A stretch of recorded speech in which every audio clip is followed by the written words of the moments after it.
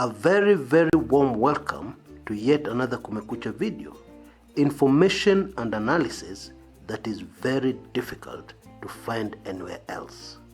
I recommend that you subscribe and you hit the bell button so that you receive notifications every time I have a new video. Karibu sana and enjoy. Love triangles never end well. Yeah, somebody's bound to get hurt. And I don't just mean emotionally.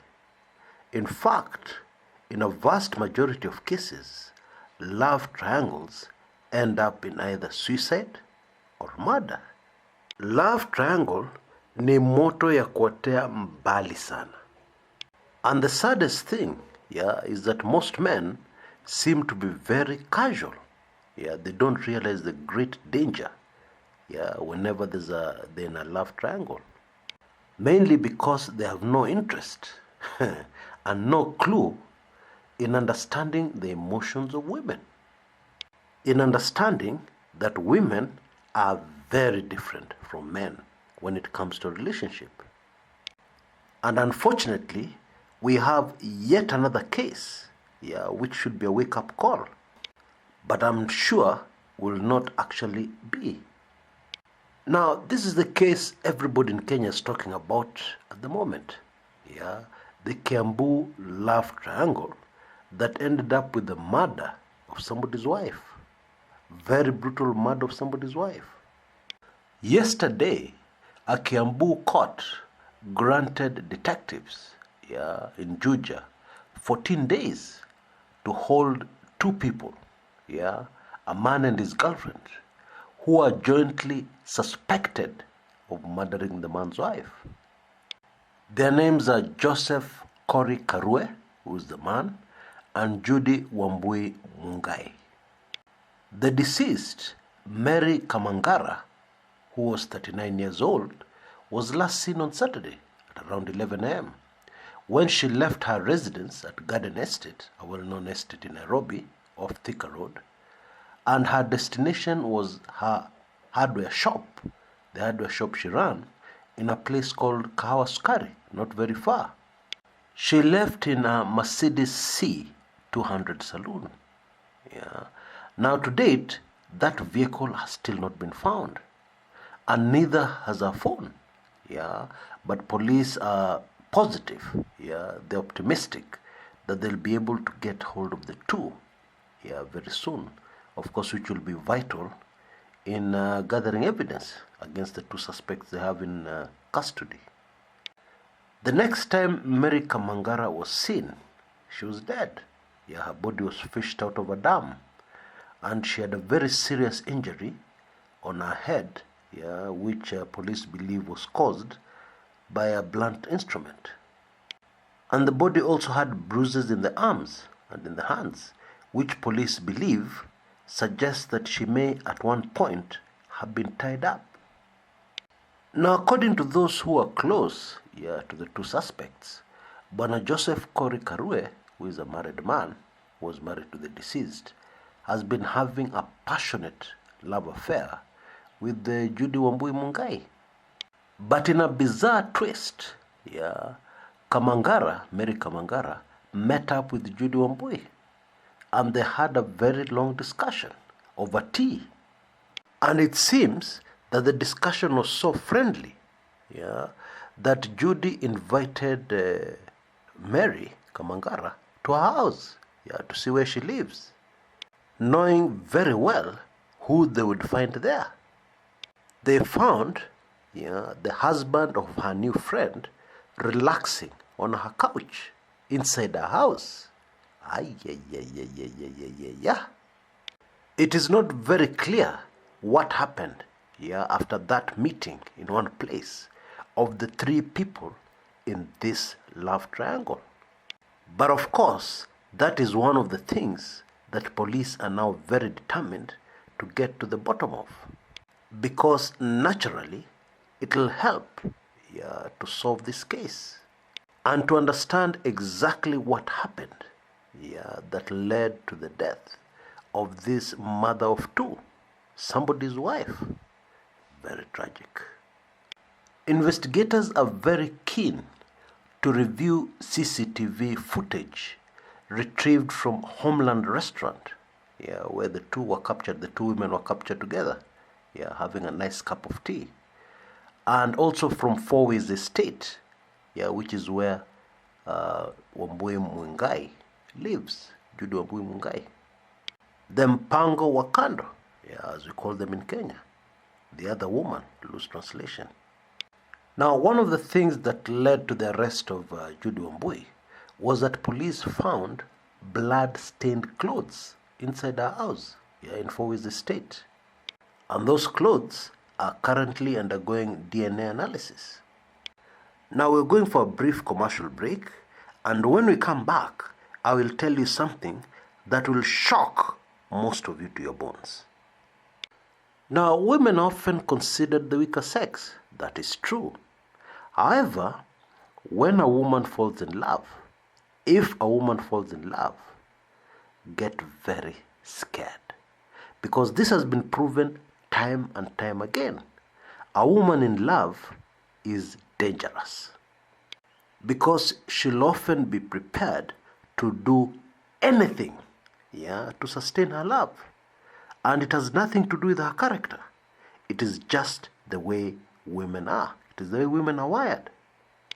When they love, they really love. And even their best friend becomes their best enemy just because of love. There is the very fascinating case in Botswana a few years ago of a woman called Mariette Bosch. Mariette murdered her best friend for many years, because of her best friend's husband.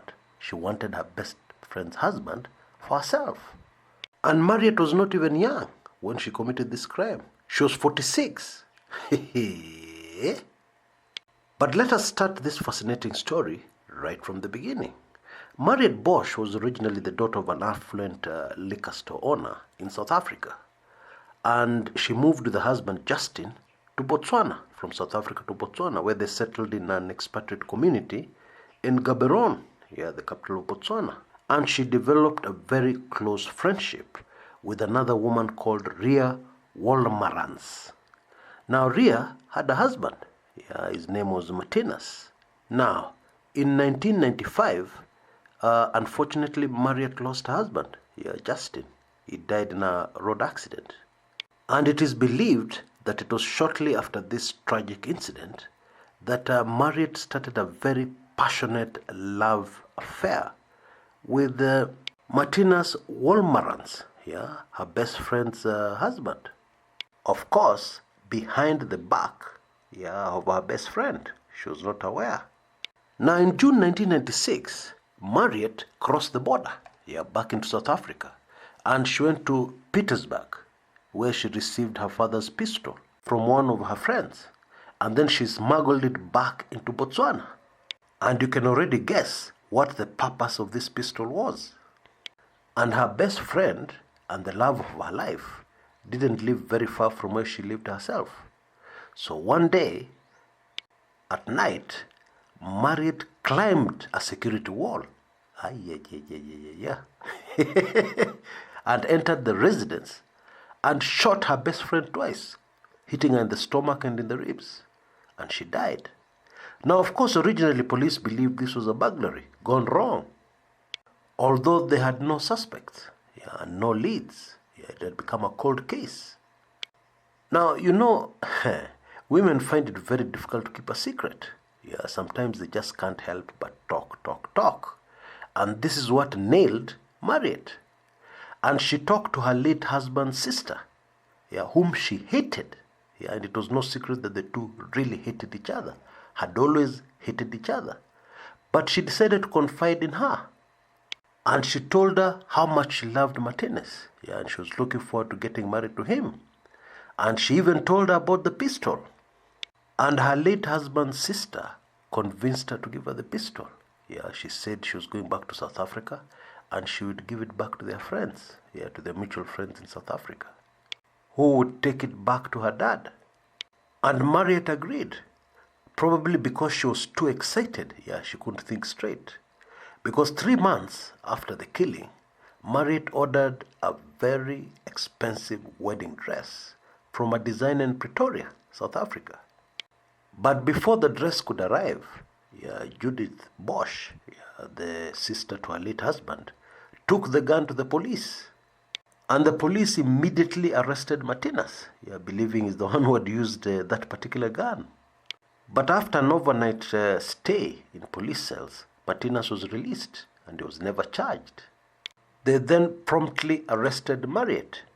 Now, shortly after her arrest, and this is really fascinating, Martinez still ended up marrying her anyway. They got married in 1997, and he supported her throughout her murder trial. On 13th December 1999, Marriott was found guilty of the murder of her friend, and she was sentenced to hang. She was sentenced to death. She appealed in January 2001, and towards the end of that month, the appeal court threw out her appeal and sustained the ruling by the lower court that she was guilty of murder. She was hanged on 31st March 2001 at 5:30 a.m. at the Central Maximum Prison in Gaborone. I'm appealing to my fellow men.